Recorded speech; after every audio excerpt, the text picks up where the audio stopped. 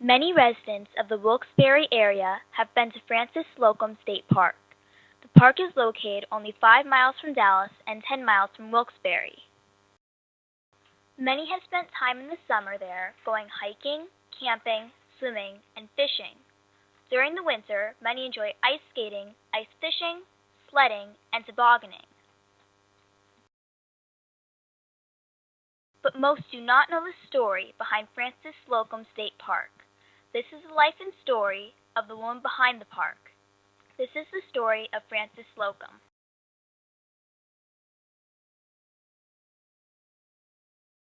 Francis Slocum was born March 4, 1773 in Warwick, Rhode Island. Francis was one of 10 children born into the family. Her father, Mr. Jonathan Slocum, and her mother, Ruth Tripp, after moving to the Wyoming Valley, were among the few Quakers who remained on the early settlement after the Battle of Wyoming. They lived where present-day North Street in Wilkes-Barre is located. On November 2, 1778, Francis Slocum was abducted by Delaware Indians at the age of 5. The Indians took her in broad daylight while her mother watched helplessly. The Indians shot a boy outside the house as he had been grinding a knife. The Indians also took 2 other children, the last named Kingsley. The Delaware Indians later tired of their screaming and crying, so the 2 children were killed. It is believed that her first night in captivity, while camped under a rock ledge next to Abraham Creek, Francis attempted to flee her captors, but was soon caught again. This rock ledge can be found within the park borders of Francis Slocum State Park. 59 years after the abduction, Francis's brothers Joseph and Isaac Slocum found her living on a reservation in Peru, Indiana.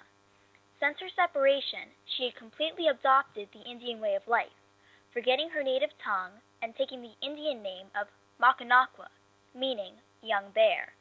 She had married twice and had 4 children.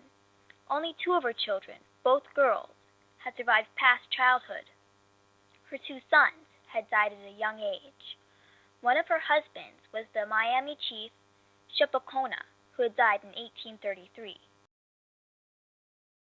Despite her brother's pleas, Francis Slocum decided to remain with her tribe, never to return to Pennsylvania. Later, when her tribe was forced to move west, her brothers helped secure a grant of land for her and her descendants. She died March 9, 1847, at the age of 74. After her death, she was buried with her husband and sons in an Indian cemetery nearby. The cemetery was renamed the Francis Slocum Cemetery in 1900 and a monument built in her memory.